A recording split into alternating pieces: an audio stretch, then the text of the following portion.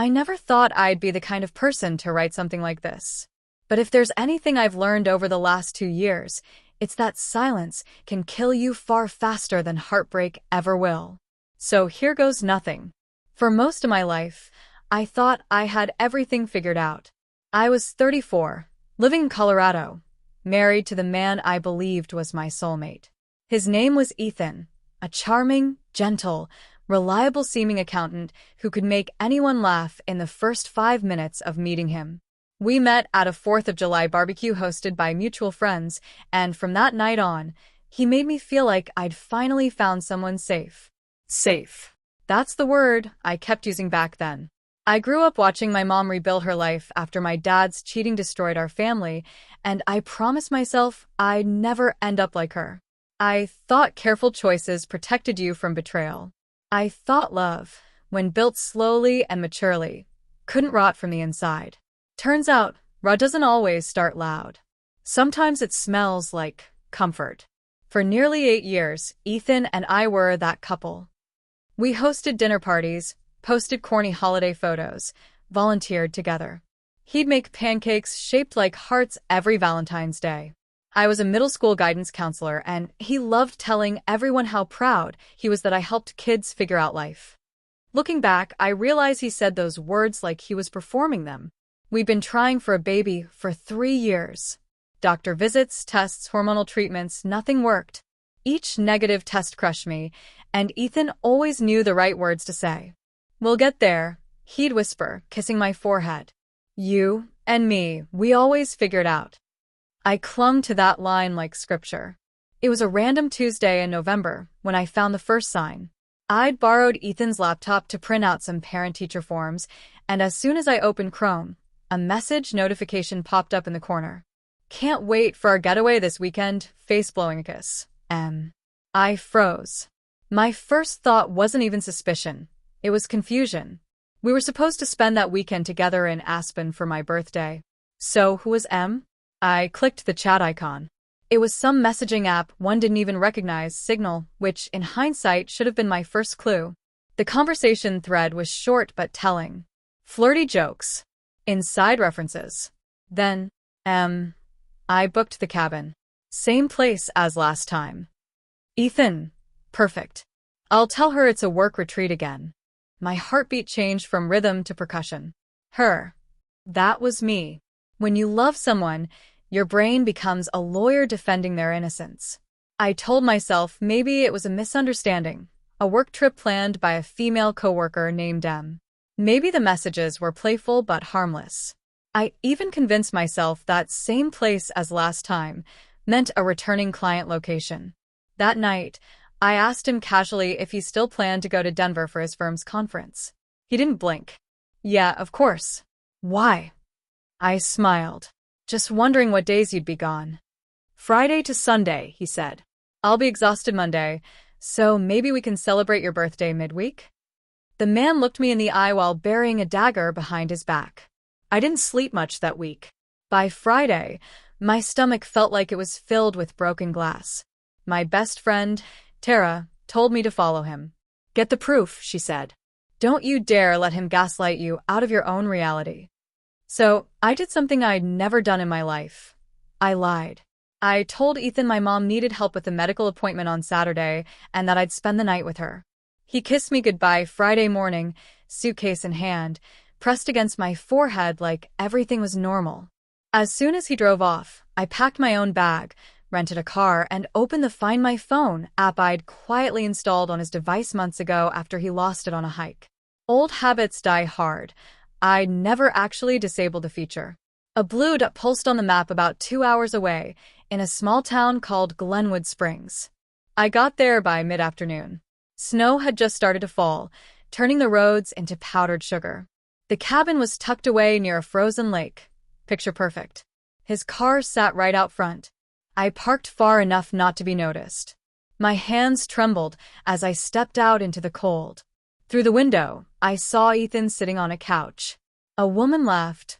Long, carefree, familiar. She looked mid-20s, maybe younger. Blonde. Wearing my favorite sweater. Not similar to mine. Mine. He'd packed it last winter for our ski trip, and I hadn't seen it since. I don't remember much of the next minute. Just the sound of my own heartbeat in my ears, the taste of copper in my mouth, and the realization that every promise he'd ever made was now a lie. I didn't knock. I didn't scream. I turned around, got back in the car, and drove until I found a diner 20 miles away. I sat in the parking lot until dawn, staring at the fog on the windshield, asking myself why I wasn't enough. He came home Sunday night, smelling like cologne and pine. Conference was exhausting, he said, dropping his suitcase in the hall. I nodded, pretending to scroll through my phone. You should rest. He smiled. You're the best, Em. Then he kissed my cheek. I spent the next week operating on autopilot. Work, dishes, sleep. But inside me, something fundamental had broken. It wasn't just pain. It was humiliation. Everyone I knew saw us as the perfect couple. If the truth came out, I'd look like the fool who didn't see it. So I decided I wouldn't be a fool. I'd be a storm. If I confronted him too early, he'd twist the story. I needed more than a text thread. I needed everything. Over the next month, I became a quiet detective. I opened a new email account under a fake name, signed up for a private investigator forum, and learned how to run background traces on phone numbers. M turned out to be Megan Lowe, a 25-year-old marketing assistant at Ethan's firm. She wasn't single either. She had a boyfriend, judging by her social media. I collected screenshots, hotel receipts forwarded to his work email, Venmo transfers, even a shared Uber account. Each file went into a secret folder titled Tax Docs 2022.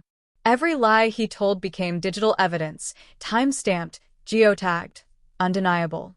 People think revenge is about rage. It's not. Rage burns fast and loud. The real art lies in patience, making sure every piece clicks before you move. Ethan was up for a major promotion in March. His boss, the regional director, was known for his strict no fraternization policy. One confirmed office affair could destroy his shot. So I waited, smiled, slept beside him, pretended I was still naive. I even wrote him little notes to tuck into his lunch bag, a prop, really, for the mask I was wearing. During that time, I went to therapy under the guise of stress management. My therapist, Dr. Keller, became the only person I told everything to, except for the plan. I wasn't looking for permission. I was building an alibi of emotional stability for later. In late February, Ethan accidentally left his phone on the counter while showering. I'd already seen everything I needed, but temptation won. I scrolled through the Signal app again. The conversation had escalated. Ethan, can't wait until we can stop sneaking around. Megan, you promise you'll tell her soon? Ethan, after the promotion. I need the raise first. That line nearly made me laugh. I wasn't even worth honesty until his paycheck increased. I took screenshots, forwarded them to my hidden drive, and finally closed the app. That was the night the numbness faded. I didn't cry. I didn't scream.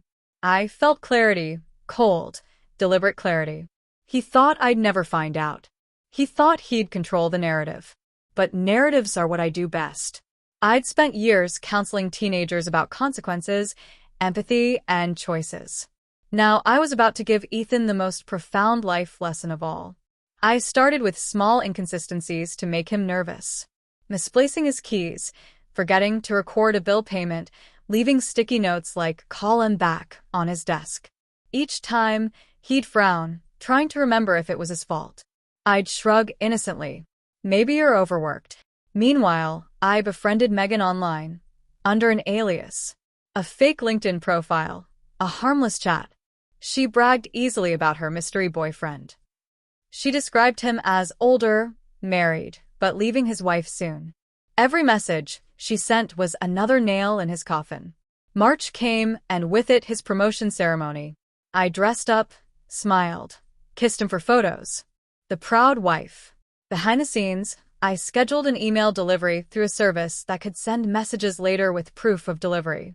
At exactly 7:45 p.m., right after his name was announced, his boss received an email titled. Inside were attached screenshots, timestamp receipts, and the chat log. CC'd. The human resources director, the firm's legal counsel, and Megan's boyfriend. Thanks, LinkedIn. I left the ceremony early, saying I felt unwell. Ethan texted me an hour later. Everything okay? I didn't reply. At 10 p.m., my phone rang nonstop. His calls, Tara's, even his boss's assistant. I muted it all, poured myself a glass of wine, and finally felt the quiet satisfaction of a chess match about to end in checkmate. By morning, the company had suspended him pending an investigation. Megan was placed on leave too. Her boyfriend dumped her publicly. On Twitter, of all places. The local gossip mill did the rest. Ethan came home pale, shaking, still in yesterday's suit. Emily, he said, voice cracking. Someone sent my boss. I know, I said calmly. It was me. He blinked. What? I found everything months ago. I just wanted you to feel safe before I took it all away. He opened his mouth, closed it, opened it again like a fish gasping for air. You ruined my career. No, I said. You ruined your life. I just sent the receipts. He stormed out, slamming the door so hard the frame shook. I didn't chase him. I just sat down, exhaled, and finally let myself cry. Not because I missed him, but because I was finally free from pretending. That night was the first time in months that I actually slept. No panic, no heartbeat echoing in my ears, just the steady rhythm of rain on the window and the soft hiss of quiet after a storm. When I woke up the next morning, sunlight was pouring across the floorboards. Ethan's side of the bed was cold. He didn't come home for 3 days. I didn't call. Instead, I went about my life as though I were rehearsing for a play called Peace. I cooked for one. I took long walks after work. And I started remembering what my own thoughts sounded like when they weren't drowned out by excuses. On the 4th evening, I heard the front door open.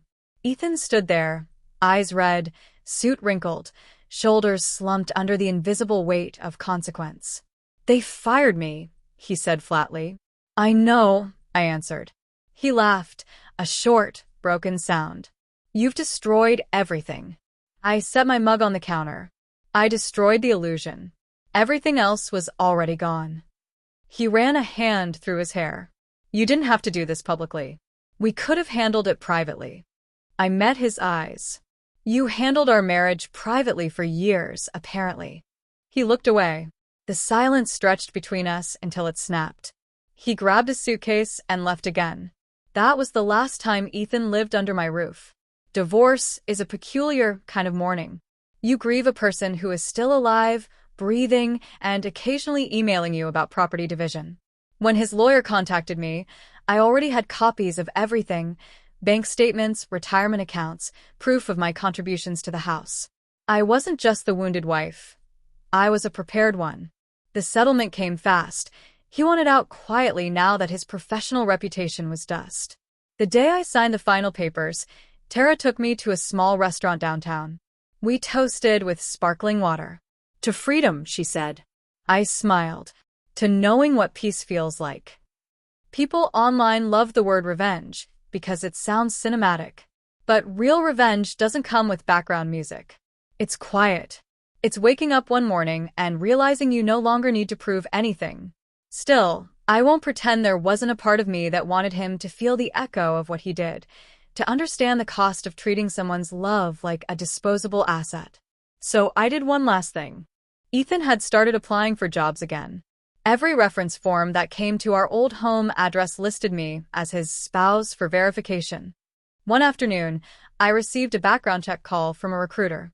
Would you recommend Mr. Reed as a reliable and ethical employee? She asked. I paused just long enough for truth to sound like professionalism. I believe he's talented with numbers, I said evenly, but I'd advise confirming that his personal relationships and work boundaries are clearly understood. There were conflicts of interest at his previous firm. It wasn't slander. It was the truth, polished into corporate language. I hung up, brewed tea, and felt nothing but calm. Spring turned into summer. I sold the house and moved into a small apartment overlooking the river. It wasn't much, but it was mine. No ghosts, no hidden messages on secret apps. I adopted a rescue dog named Milo, half beagle, half chaos, and filled the walls with art instead of photographs. Every Saturday morning, I'd walk him past the farmer's market, buy sunflowers, and feel the slow, gentle process of becoming someone new. Tara kept telling me to post my story online. People need to hear it, she said. You didn't just survive, you won. So one night, I opened Reddit, found a community called Surviving Infidelity, and started typing. Hi, everyone. I never thought I'd be here. My husband cheated for years while pretending to be perfect. I found out, gathered proof, and waited until he trusted me again before pulling the truth out from under him. It wasn't loud. It wasn't violent. But it was justice. Real, quiet justice. If you're reading this and you've been betrayed, remember, revenge doesn't have to destroy you. Sometimes the smartest revenge is rebuilding your life so completely that they can't recognize the person who no longer needs them. Healing is the longest, most elegant form of payback. Within hours, the post exploded. Thousands of upvotes, hundreds of comments from people who'd lived through the same kind of pain. Some called me a hero. Others called me cold. But almost everyone understood. I didn't write back to many, just one. You don't win by breaking someone else. You win by refusing to let them break you. Months later, a mutual acquaintance messaged me. Apparently, Ethan had taken a low-level job at a small firm in another state. Word about his dismissal had followed him, quietly, but persistently. The promotion he'd once bragged about was now an unspoken ghost trailing behind his resume. I didn't gloat. I didn't wish him ill. I simply felt detached. Like I was watching a stranger live the aftermath of a story that no longer belonged to me. Dr. Keller once told me that closure isn't about forgiveness. It's about distance. You don't have to forgive to move on, she said. You just have to stop standing in the same fire. And that's exactly what I did. On what would have been our 10th anniversary, I found an envelope in my mailbox. No return address, just my name written in his handwriting. Inside was a single page. Emily, I've had a lot of time to think. You were always better than me, smarter, kinder, more patient. I thought I wanted excitement, but all I did was destroy the only real thing I ever had. I hope someday you can forgive me. E. I read it twice, folded it carefully, and slipped it into the drawer where I keep old receipts. Not because I wanted to keep him close, but because it was proof that the truth had finally caught up to him. Some debts don't need collecting. They settle themselves. Writing that Reddit post changed more than I expected. I started getting messages from women and men around the country who said it helped them find courage to confront, to leave, to heal. A few even asked, would you ever take him back if he changed? The answer was simple. No. Because the woman he betrayed doesn't exist anymore. Betrayal isn't the end of your story. It's the edit that forces you to write a new one. I used to think love was about trust, but now I know it's about truth. Trust is given. Truth is proven. If someone breaks yours, the best revenge is to rebuild a life so honest and peaceful that it exposes their chaos without you saying a word. These days, I still wear my wedding ring sometimes, not on my finger, but on a chain around my neck. It's a reminder of the version of me who believed love was indestructible and of the woman who learned that survival can be just as beautiful. Last week, I stood in line at a coffee shop when a man ahead of me turned around. It was Ethan.